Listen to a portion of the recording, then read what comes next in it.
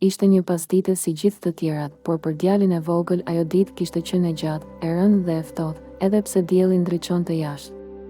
Me çantën që i vari rënë mbi supe dhe syt ulur përde, ai hapi derën e shtëpisë me një frym të thellë dhe të lodhur.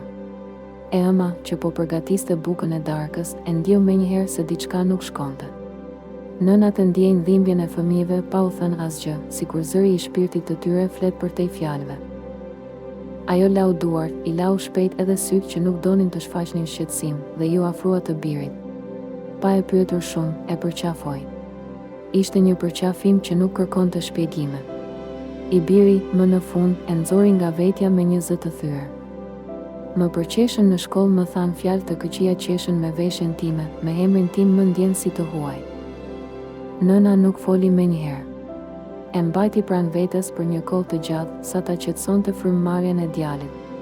Pastaj i fshiu faqet me pëllëmbët e buta dhe i tha me një zë që kishte forcën e urtësisë. Djali heshti. Fjalët e nënës ranë në zemrën e tij si pika shiu mbi tokën e thatë. Nuk i kuptoi menjëherë plotësisht, por i ndjeu thellë. E ndjeu se dhimbja kishte një vend ku mund të pushoj pa u rritur, në gjoksin e një nëne.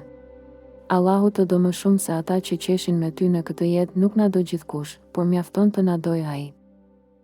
Kaluan vite. Djali u rrit.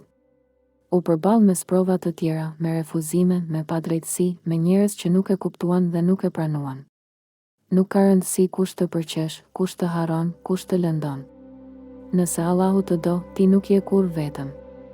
Kjo fjali u bë për të si një ajet i gjallë, që i shoqëroi netët më të errëta dhe ditët më të lodhshme.